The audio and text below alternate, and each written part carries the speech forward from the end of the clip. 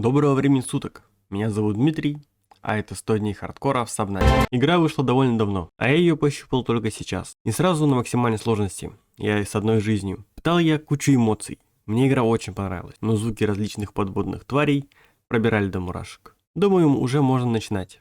Приятного просмотра. В игре на выбор дается 4 сложности. Выживание, свободный режим, хардкор и креатив.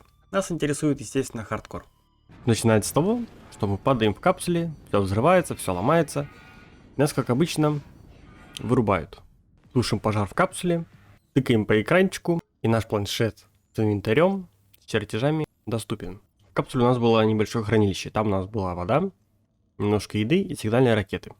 А вот и первое погружение. Какая же все-таки красивая игра. Справа я закрепил чертежи того, что мне надо скрафтить в ближайшее время. Ну и пошел на поиски ресурсов для крафтов. Получил немного от рыб камикадзе. Крафтим обычный кислородный баллон и сканер. А также нож, ремонтные инструменты и ласты. Чиним капсулу и радио. Слушаем наше первое сообщение. И ночью первого дня синтезировал чертеж морского глайдера. На утро второго дня я сделал себе морской глайдер. И с ним движение под водой стало значительно быстрее.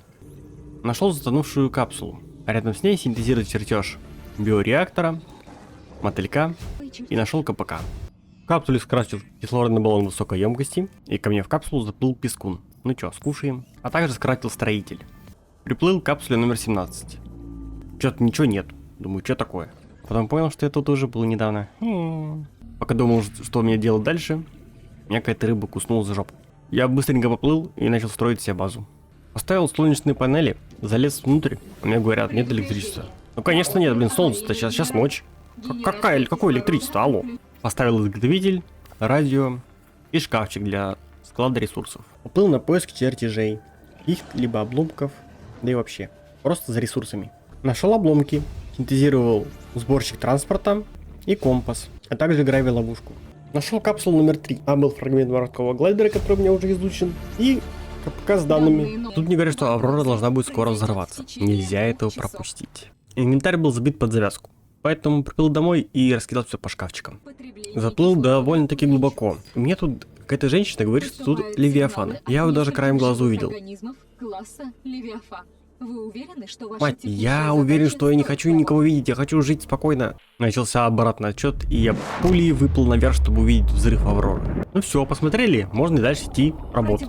И мне стал доступен чертеж противорадиационного костюма. Скрафтил гравий-ловушку и компас. А также немножко поставил шкафчиков, потому что место уже заканчивается. Думаю, скоро надо будет расширяться. Опробовал гравий-ловушку, но блин, я думал, что-то крутое будет. Ну ладно. Хоть рыбу стало удобнее ловить. Поем. Скрафтил и поставил на воду сборщик транспорта. Пора бы делать мотылек. Собрал все нужные ресурсы для мотылька. И вот он, мой первый подводный транспорт. С помощью гравий-ловушки наловил нормально так пузырей, из которых делается бутылка воды. Потому что с водой сейчас большие проблемы. Благодаря мотыльку я мог заплывать куда глубже. Итак, я нашел обломки, где синтезировал чертеж теплоэлектростанции, консоль улучшения транспорта и стыковочную шахту. У этих обломков была дверь, запечатанная. Мне нужен был лазерный резак, чтобы открыть эту дверь. Надеюсь, я запомню, где это место. Приплыл к капсуле номер 19, где забрал только КПК и новые ресурсы. А когда начал всплывать на мотыльке, увидел, что надо мной что-то есть. И это оказался остров. Нифига себе. Я сразу начал его изучать. Пока бежал, увидел на горе постройку. Надо сгонять. Но пока я бежал к ней, я увидел то, что передо мной еще постройка. Пришлось изучить сначала ее.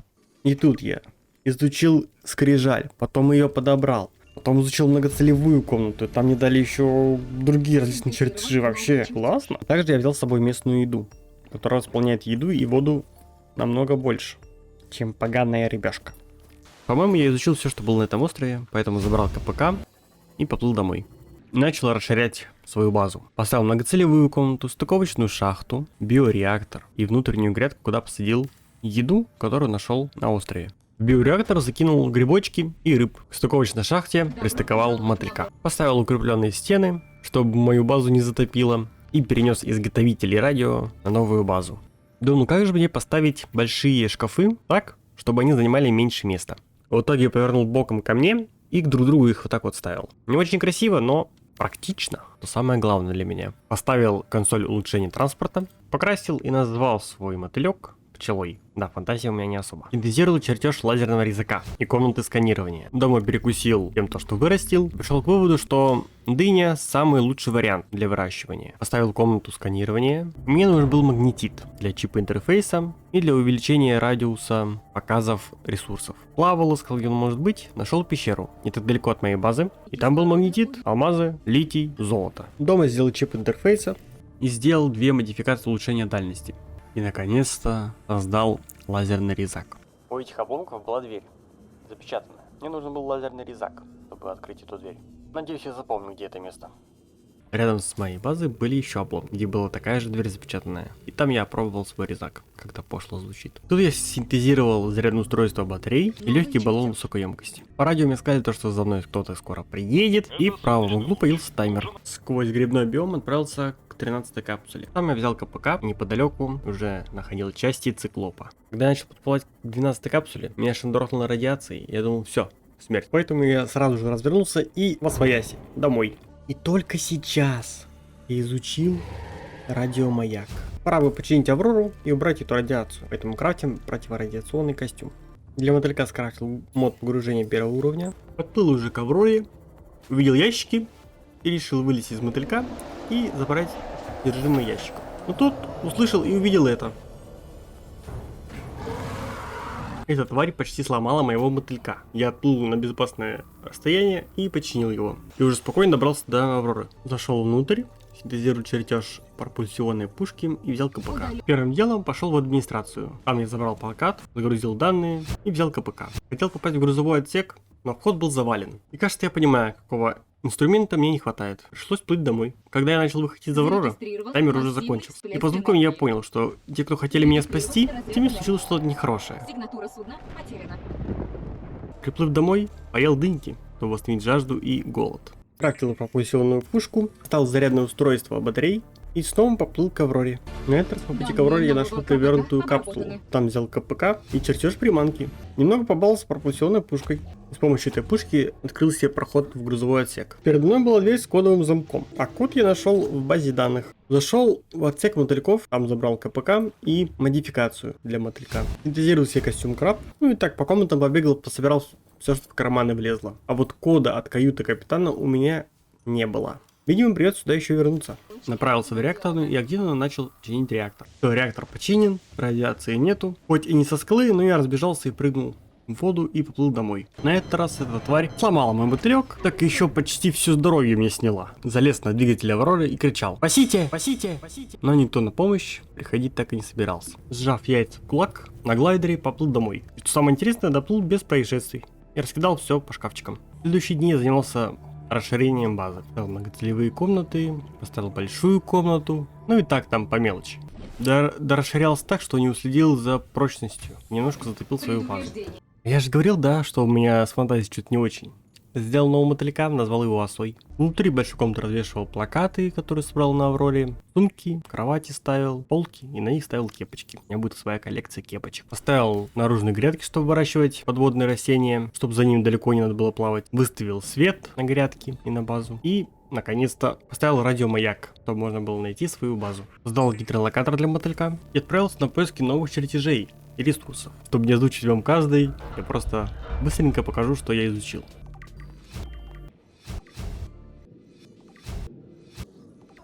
Поставил модификационную станцию, сразу же модифицировал свой нож. На наружных грядках посадил масляный сок и 2 вида грибочков. Немного поплавал и нашел еще пару чертежей. По центру большой комнаты поставил большой аквариум и закинул туда пару яиц, которые нашел. Улучшил модуль погружения для мотылька сначала до 2, а затем и до 3 уровня. Теперь я могу погружаться на 900 метров. Также скрафтил модуль защиты для мотылька, потому что кто знает, какие твари водятся на такой большой глубине. Нашел расщелину и поплыл в нее. Там я нашел кислотный биом и биом с большим деревом. У большого синего дерева нашел гелеобразные мешочки, которые мне пригодятся в крафте. В кислотном биоме нашел скелет морского дракона. Вы что, гоните? Тут еще и драконы какие-то есть. Обнаружил инопланетную базу, которую я не стал пока изучать, потому что она затоплена, а воздуха на ее изучение у меня не хватит. Потихоньку начал уплывать на поверхность.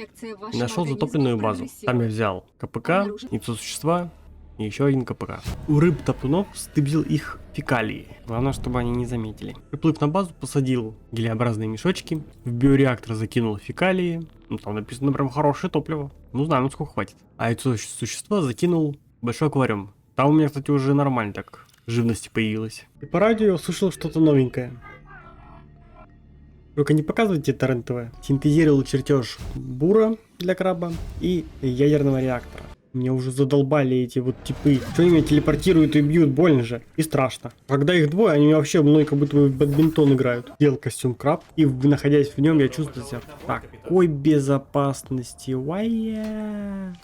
Сразу же пошел, сделал бур для этого краба. Стыковочную шахту под него сделал. Покрасил в красный, чтобы просто... Ну, краб, он же красный. Или он красный, когда вареный? Кстати, из яйца вылупилась ласка. Немного прочитал про нее. Ну, такая прикольненько выглядит. Миленькое создание. И уже с буром в крабике пошел добывать руду. Не, ну руду, конечно, добывать поприятнее, чем по одной штучке собирать. С руды там 10 или 12 штук. Нормально. Приплыл домой, и мне что-то стало энергии не хватать. Ее отрубили нахер. Пришлось поставить второй биореактор. Поплыл к капсуле номер 2. Там я забрал мод погружения первого уровня для циклопа и КПК. Еще я исследовал полностью циклопа. И также изучил руку захват для краба. Ну что, пора делать циклопа. Но перед этим сделал, кстати, винтовку и руку захват для краба. Наконец-то. Циклоп готов. Ну и махина, скажу я вам.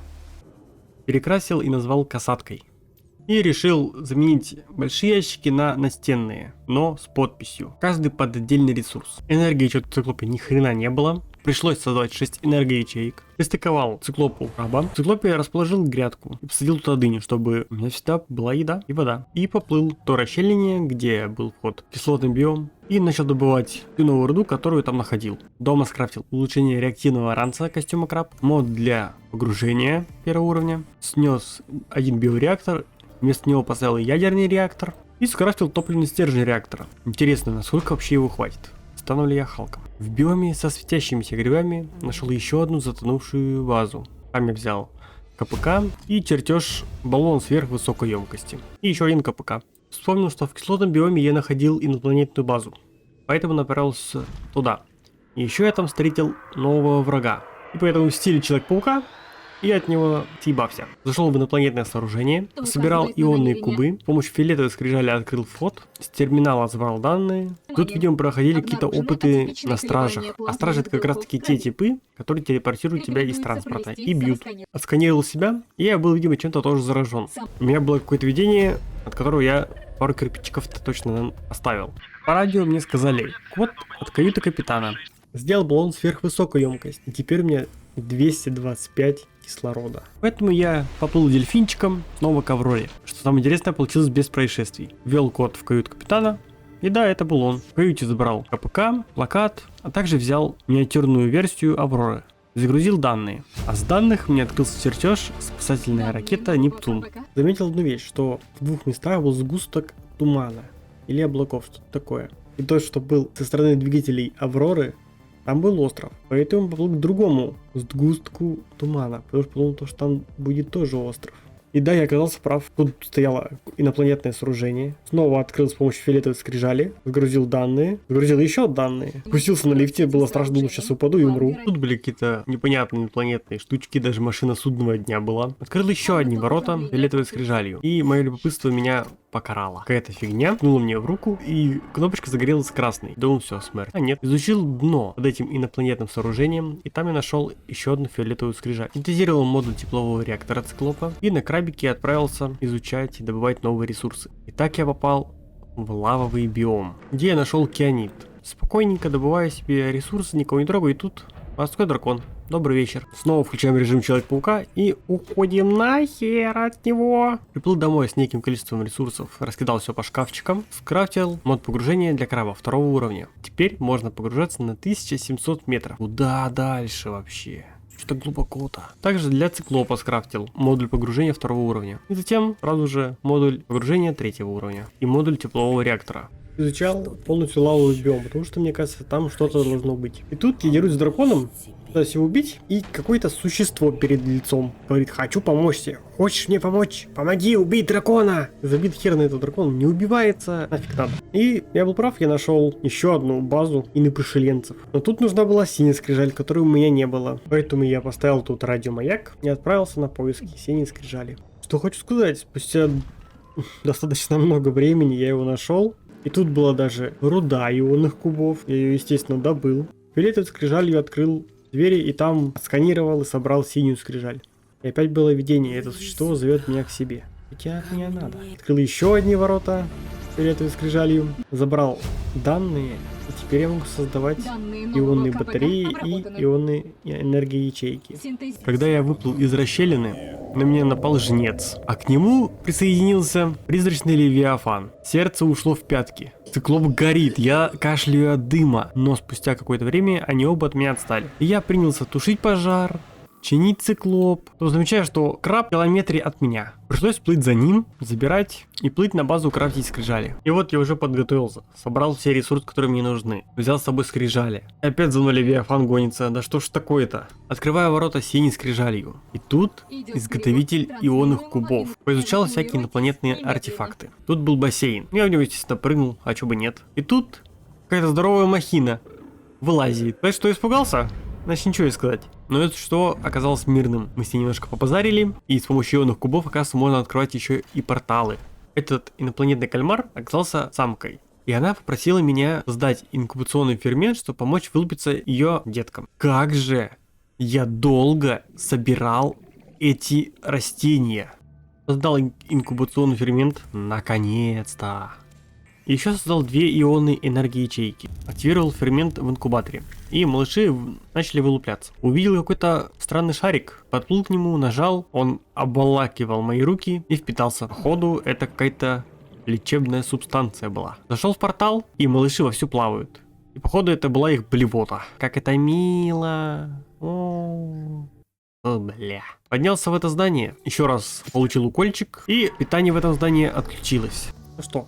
Пора валить с этой планеты. Построил пусковую платформу Нептуна. Затем поставил башню подъемника Нептуна. И на этом все. Ресурсы мои закончились. Накрафтил несколько модулей хранилища и отправился в лавовый биом. Поставил там комнату сканирования, многоцелевую комнату, ядерный реактор для питания. И предстоит долгое время фарма ресурсов. В циклопе поставил дофигища ящиков под ресурсы. Спустя долгое время фарма я вернулся и начал строить ускоритель Нептуна, топливный бак Нептуна, кабина Нептуна. Решил перекрасить и назвать его Губка Боб. Господи, что у меня с фантазией, помогите. Ну а с 76 по 100 день я занимался фармом ресурсов и стройкой. Построил такую небольшую базу на поверхности воды. Тут у меня трехэтажный аквариум с рыбками всякими, ядерный реактор, кухонный уголочек. Тут вы можете сесть отдохнуть. Уголочек мини-авроры с плакатами рядом. Живой уголочек. А это моя комната.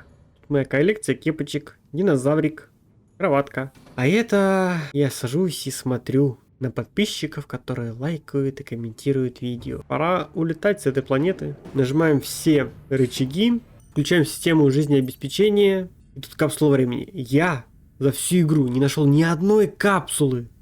Мне делиться надо чем-то? Обалдели? Ладно, решил отдать модули краба. Потому что большую часть времени игры я провел, добывая ресурсы. Ну и так, 2 аптечки, чтобы было. Все, обратный отсчет. Мы улетаем, проходим слой космического мусора. Следующая остановка — Земля. Гиперпрыжок. Снова видение от инопланетного кальмара. Мы разные, но мы связаны. Ну а пока мы летим домой, я бы хотел немного поболтать. Во-первых, спасибо, что досмотрел до этого момента. А во-вторых, как тебе игра? И видос. Если что, пиши в комменты. Мне игра зашла довольно красочная. Немного моментами пугаешься, но это добавляет немного остринки в игру. Кстати, ты, наверное, заметил, что я проходил игру с русской озвучкой. Если вдруг когда-нибудь актеры озвучки увидят, мало ли что. Спасибо вам за проделанную работу. Мне, как человеку, который воспринимает информацию на слух лучше, это помогло понимать сюжет и не отвлекаться от геймплея. Что могу сказать по поводу видоса, который я сам сделал? Ну, я, как обычно, стараюсь сжать его максимально и не потерять ничего важного.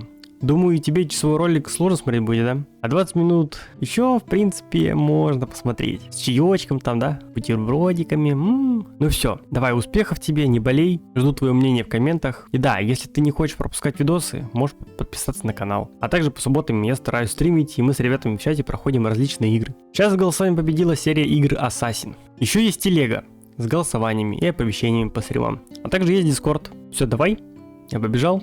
Пока-пока.